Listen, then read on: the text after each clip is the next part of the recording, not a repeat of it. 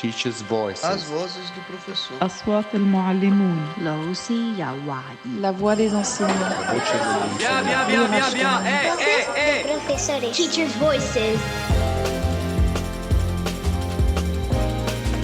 Welcome to a new episode of Teachers' Voices. In this episode, I, your host, educational researcher Nina Alonso, together with the expert Gillian Hayes and three fantastic teachers from different contexts, will talk about the challenges of distance learning, highlighting the lived experiences of teaching and learning during the COVID-19 pandemic. We will listen to Rocio, who teaches physics and chemistry in secondary school years in a school at the outskirts of Buenos Aires, Argentina.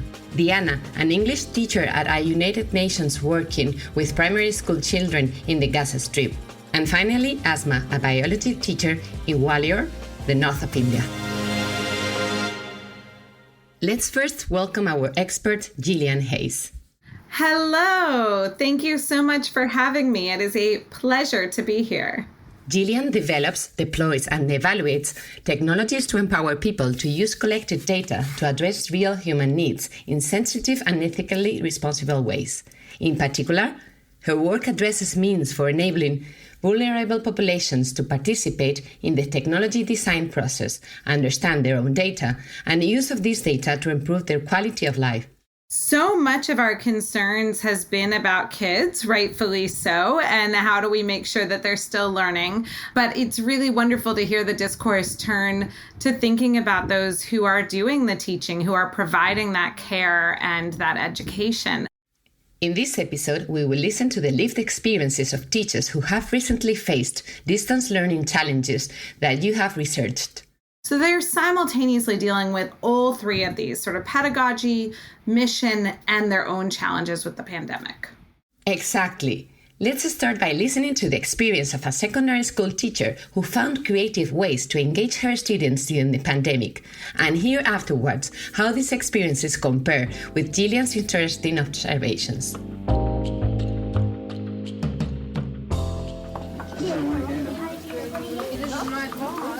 Rocio lives near Buenos Aires. It is Saturday morning for her. She and her family are preparing things for an asado, the famous Argentinian barbecue events.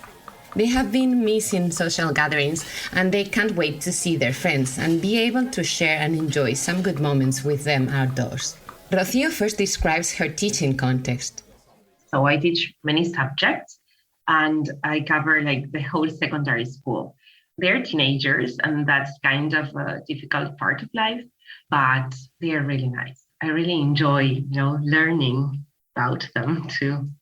As I was particularly interested in her experience with distance learning, I first asked her about her situation and her students when lockdown started.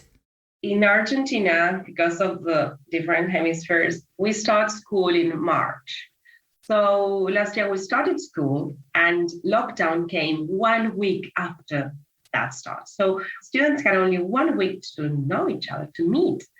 And in this particular case, I want to share with you this group of students this year, it was fourth year, they had almost half of the course was new. So they were new students. And as I was teaching for them for two different subjects, I had 3 hours with them every week.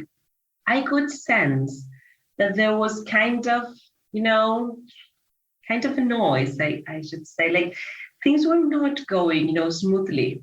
The kind of noise that Rocio was sensing is perhaps what our expert Gillian points out as one of the challenges that teachers have been facing. I think there are three really big challenges that we've seen teachers work through. And I do want to say I really am impressed with the way in which teachers have risen to these challenges. So the first one is really changing pedagogy. For many of our teachers, all of their schooling, all of their apprenticeships, all of their teaching experience has been one particular way, this in-person engaged kind of teaching. And suddenly they have to use different pedagogical approaches to deal with remote learning. And it can be done, but it's just really different. And they didn't have training in it. So the first thing was they just had to learn how to even do this. Rocio described one of her imaginative ways to face this pedagogical challenge. I realized we needed to first pass the screen and go to the kids. So with the help of some of my colleagues in the science department, we created a science box. And so we made a box. Literally, I made those with my students, with my kids here for my students at home. And in each box, talking with my colleagues, we thought, what can we give them so that they have the whole thing so that they can, do the science tasks at home. I even took some of those boxes to the students' houses. And they were so impressed. It was really something for them. It was only material, like these tubes and magnets. They even have the glasses, protection lenses so that they, when they hit something, they're protected. So it was just material with which they could make the whole experiments. So they received this box. They didn't know what it had inside, but I made kind of a note for each of them. So do not open it until that day. And so when the opening, we gathered with many of the, the robotics teacher and the biology teacher, and even the general director that made that possible came to the class, to the Zoom class. And well, now you can open it. And they were like, what is this? And they were exploring. That's also something that has to do with science. So it's not you don't give them, what it's there, but just, what do you think this is for? And they were like, oh my gosh, this is for experiments. And I think the most important thing it was that we could, my first time was these kids need to touch something, everything is so in the cloud these days. We need them to give them something to touch. It was kind of a way of showing them we're all in this together.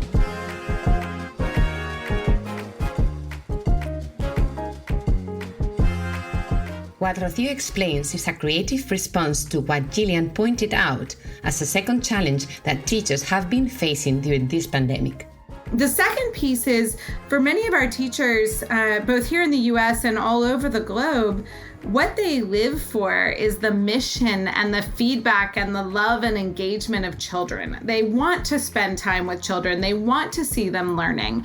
And it is possible to get good feedback in a remote way, but much more difficult. And even the kids who were in person during this pandemic, between the physical distancing requirements and wearing masks and other kinds of things, the teachers didn't get the smiles and the hugs and the love that they are so used to getting. So when you help a kid get through a really tough task, that feedback you get from them is incredible. And they weren't able to access that during this year. So that's emotionally very difficult for people who are used to that. I never thought it would be that big, Even the school received messages from the parents saying they were so impressed. And it was such a big thing for them. And the truth is, it didn't have to do with science itself. It has to do with what I think every teacher has. And it's a generous heart to hear to what students need at every stage of the learning path.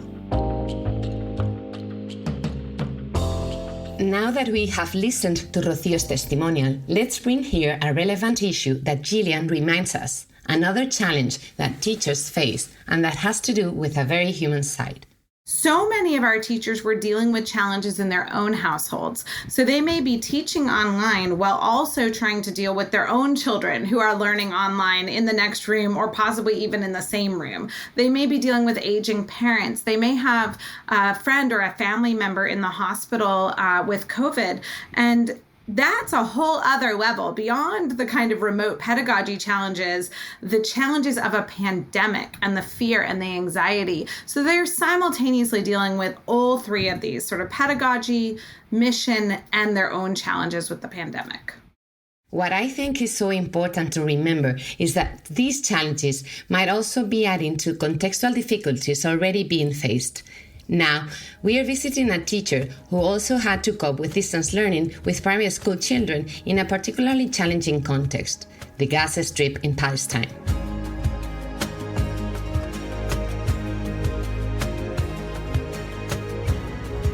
Where Diana lives and teaches, electricity cuts happen often, but we managed to connect, despite Diana and I needing to try our connection several times. She's now at home with her family, and I can still hear her talking to her kids when we start our conversation. She has explained to them that she needs a bit of quiet time. Diana, or Miss Diana, as her students call her, first described her teaching context. You know, technical issues is something international and something challenging all around the world. But here in Gaza, we have a high percentage that even the teachers, they don't have internet connection. Could you imagine that? So I can't leave my students in this stage without educating them. And my ultimate goal in teaching is creating a holistic approach to deal with my students, to deal with them as a whole, not the academic level only. I'm caring about their emotions, their intelligence, and all of the aspects, and particularly the traumatized students. So I believe in the power of education because my students are candles to be lit. I asked Diana what did she do, considering her challenging conditions, when schools closed. The only official way to communicate with the students in COVID-19, it was asynchronous platform, which is WhatsApp. But as a teacher, I see that it's not enough. So I ask my students, not obligatory, as an optional, okay, I'm going to have a Zoom meeting. Who would like to come? So I ask my students before the session, for example, to send me their pictures when they were babies. And I share the picture with them. And all of the other kids, they guess, who's this? This is Tala, this is Amir. They guess the character of their colleagues. Sometimes I ask my students to draw the vocabs of the unit using different material like rice, corn, and, leaves, any attractive materials at home. And they share the picture with their colleagues in the live session. And the students, they guess what is it. Diana described her students' feedback about the weekly Zoom sessions that she organized. I conducted my Zoom session every week to my students, not every day, because they try their best to have a good number. So I decided to do it every week. One of my students, they don't have internet connection because of their economical situation. So she keeps nagging on her mom to go to her grandma just to be in the Zoom session. She wants to see the teacher, the students, to play games with us. And every Thursday, she keeps nagging on her mom to come to the session. And her mom, she said, I can't say no to her because it's the first time she's motivated to learn. So I feel happy. And I will tell you another story. One of the mom told me that she go to the dentist just because in the dentist, clinic, we have internet connection here in Palestine, just to attend the Zoom session with her son. I feel so proud, and this is a sign of that the Palestinians, parents and kids, they have determination to learn regardless of our circumstances and conditions. If there's one thing that we can all take from the pandemic, it's awareness of what inequities exist, and often people weren't aware. Who is in the home helping?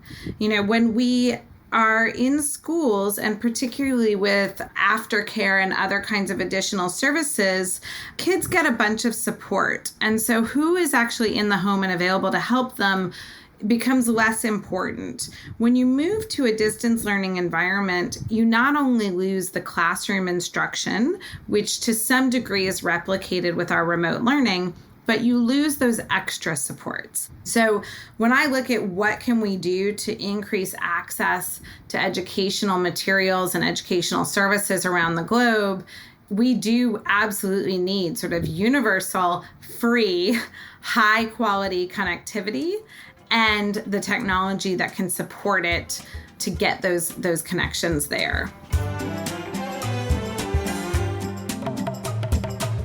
We will stay in the same continent for our next interview, and yet we cover a long distance to arrive in South Asia. And as I connect with India, instead of the teacher I was expecting, a young boy welcomes me on the other side of the screen. It is Asma's 10-year-old son, who has just fixed for his mom some digital issues that she needed to talk to me. We will not need the screens anymore, but before turning them off, I am happy to see him waving goodbye as both Asma and I smile at him with gratitude. How are you, Asma? Hi, Nina. I'm fine. Thank you so much. Asma is a very vocational teacher, and she wanted to talk about her motivation, about why she believes that teaching, particularly what she teaches, is so important for her and her students. For me, science is an important subject. Apart from shaping our daily lives, science is important in making countless decisions each day. As a child, I had many questions, about my surroundings, about my own body functions. And so science has always fascinated me a lot. It plays an important role, like helping us manage our health, well-being, taking care of environment, or as simple as answering a child who asks why the plants are green in color, So school students are naturally curious, which makes science an ideal subject for them to explore. As a biology teacher, I take it as my prime duty to educate my students about the changes the body and the brain experience during this phase. I believe the brain's development depends strongly on the learning environment provided during adolescence. Whatever a child learns during this phase prepares the brain for situations and circumstances he or she will experience as an adult. So I want my students to develop deeper learning competencies such as problem solving and critical thinking and other high order thinking skills to support application of those skills later in life. So it is extremely important to provide an environment for teenagers where they feel safe to make mistakes and explore reality without being criticized. And so as a teacher, I utilize my students' needs for creative exploration by conducting interesting, engaging, and inclusive lessons. Being a teacher who is always looking for ways to keep her students interested and engaged, I wanted to know about the challenges she faced to engage students during the pandemic. So, when lockdown was announced and everything came to a standstill, it was difficult for the teachers. This phase was very difficult for the teachers. But then with the spirit of the show must go on, I, as a teacher, quickly adapted to new teaching learning techniques. Something which I really experienced, gave positive result was flipped learning. Flipped learning made my classes super interactive. I recorded lectures and provided links to my students on particular topics well in advance. And that helped my students to come well prepared for online discussion activities and solving problems. Flipped learning is all about creating opportunities for active engagements. So for my science class especially, I was introduced to the concept of picha kucha. Now, picha kucha is, it literally means chit chat in Japanese. It is like show and tell concept, where 20 slides each shown for 20 seconds along with commentary is done. So Picha Kucha presentation as a learning tool was amazing for my students. The 2020 format enriched the study material and made topics more engaging. I have many interesting teaching experiences. One of them is when I thought of letting my students become teacher of the day. Now, in this, I selected few students every day to teach a topic in the class. I gave them freedom to choose the teaching aids. And the fun part was I even gave them the liberty to imitate me in case they wished to. So I helped them with the teaching material and gave them ideas to make the topics interesting. The idea worked so well, my students waited for their turns. I was totally astonished by the way few of them imitated me. It was truly fruitful. I still practice this in my regular online classes.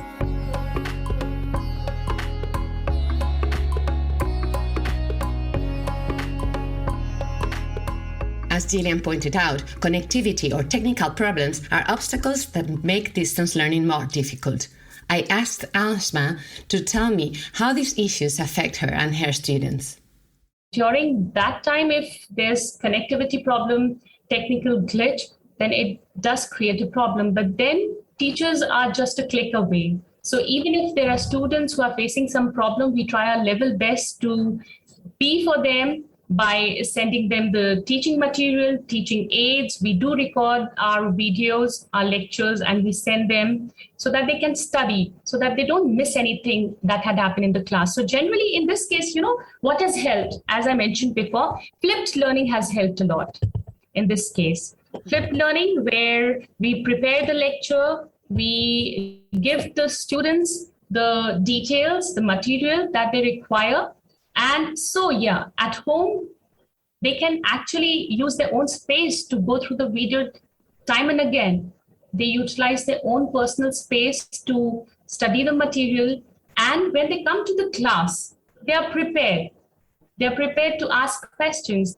We keep on following them. We keep on, encouraging them, I would rather say. We try to pull them to the class back and make the class so interesting or give them some work in such a way that, okay, this particular topic will be taught by you in the next class, or you have to come up with the explanation of this topic in the next class. And yes, the students do come then. So we keep on pulling, we keep on encouraging our students. Asma finished our conversation explaining a positive side that she noticed about online teaching. Introvert students who are not ready to come up and face 35 students in the class, when they are sitting in their room, in their comfort zone, they are so happy to be a part of this class virtually. And this is something that was really wonderful. I was very happy when I saw this particular boy asking me to give him some more topics so that he could explain it in the class.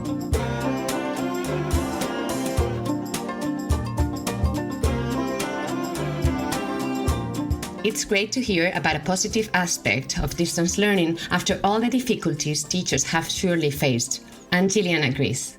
So what you see is, kids that have different styles of learning depending on the context that they're in and the content that they're learning. So you see really both positives and negatives coming out of this kind of sometimes asynchronous, sometimes self-paced, and sometimes remote learning. Having heard these inspiring stories, I'd like to leave you with some final thoughts from Gillian. I really encourage educators to talk with one another, same with parents. Just talk to folks and find out what's working for who and what are they using. But in terms of the categories of tools, and that's to me the most important in some ways, what do we see that's sort of lacking and has been challenging? It's really a grouping of things. And I think all of those have to augment the academic tools, which often are prescribed by the school or by an individual teacher. You need to wrap those with these sort of engagement, socialization, and privacy and security tools.